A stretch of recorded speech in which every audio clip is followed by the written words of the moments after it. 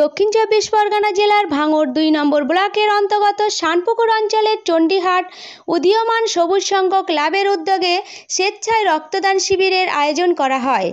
এই অনুষ্ঠানে উপস্থিত ছিলেন ভাঙড় ২ নম্বর ব্লকের পঞ্চায়েত সমিতির সভাপতি বিশ্বজিৎ মণ্ডল, সহসভাপতি আরাবুল ইসলাম, ভাঙড় ২ নম্বর ব্লকের তৃণমূল কংগ্রেসের দলীয় সভাপতি ওহিদুল ইসলাম, পলিরহাট ২ নম্বর অঞ্চলের প্রাক্তন প্রধান হাকিমুল ইসলাম সহ স্থানীয় প্রধান তানিয়া খাতুন ও স্থানীয় বিশিষ্ট ব্যক্তিবর্গ।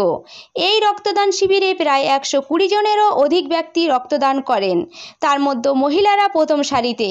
প্রায় ৬৫ থেকে ৭০ জন মহিলা এই রক্তদান শিবির রক্তদান করে অসহায় দুস্থ মানুষের পাশে দাঁড়ানোর অঙ্গীকারবদ্ধ হয়।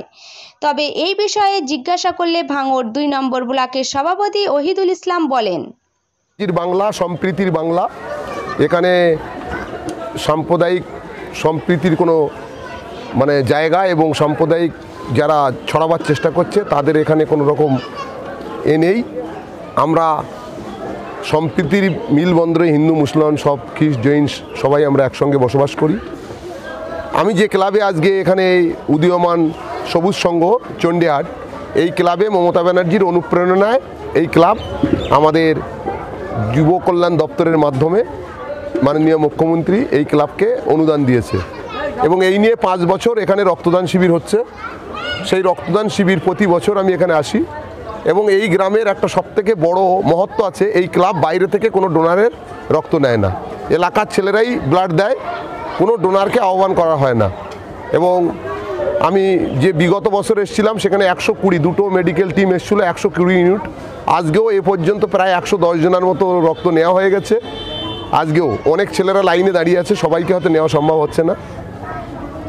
আজকে যেভাবে চারিদিকে হানাহানি চলছে আপনারা জানেন, সেখানে নিরলস পরিশ্রম করছে বাংলার উন্নয়নের কাণ্ডারি আমাদের প্রিয় নেত্রী মমতা ব্যানার্জি। এবং এরকম একটা সময় রক্তের খুব প্রয়োজন হয় যেখানে, যার ফলে আমাদের সমস্ত ক্লাব এবং আমাদের পার্টির পক্ষ থেকে বিভিন্ন জায়গায় এই ব্লাড ডোনেশন ক্যাম্প আমরা নেতৃত্বরা উপস্থিত থেকে করছি। এই ক্লাবের আমাদের প্রেসিডেন্ট সেক্রেটারি তারা আছে, প্রেসিডেন্ট এই ক্লাবের আমাদের মহাসীন তৃণমূল কংগ্রেস নেতা, ওরই মিসেস এই এলাকার শানপুকুর অঞ্চল এলাকার প্রধান, এখানে প্রাক্তন বিধায়ক আরাবুল ইসলাম সহকারী সভাপতি, সে এসেছিল, সভাপতি ভাঙড় ২ পঞ্চায়েত সমিতির বিশ্বজিৎ, তারা এসে এখানে এসেছিল, অন্যান্য নেতৃবৃন্দরা, এই অঞ্চলের তৃণমূল কংগ্রেসের প্রেসিডেন্ট মুসা হক দুবারের প্রধান তিনিও ছিল।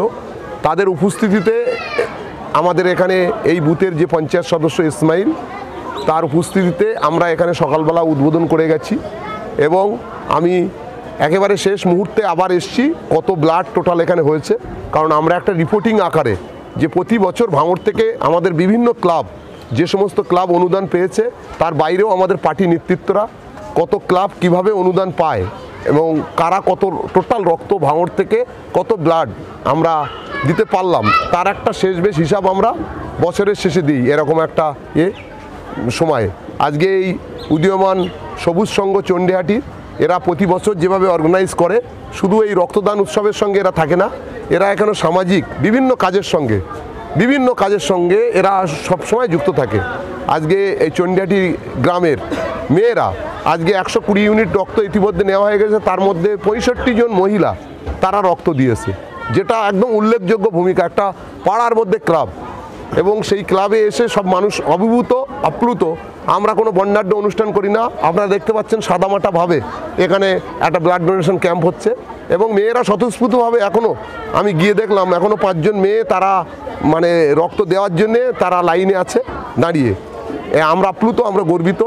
এই রক্তদান উৎসব এগিয়ে যাক এবং বাংলার উন্নয়নের কাণ্ডারি আমাদের মামাটি মানুষের নেত্রী মমতা ব্যানার্জি যেভাবে আমাদেরকে দিশা দিচ্ছেন, যে রক্তদানে উদ্বুদ্ধ করছেন, সম্প্রীতি বজায় উদ্বুদ্ধ করছেন এবং বাংলা সম্প্রীতির বন্ধনে হিন্দু মুসলমান সবাই যাতে একসঙ্গে থাকতে পারে সেভাবে উৎসাহ দিচ্ছেন।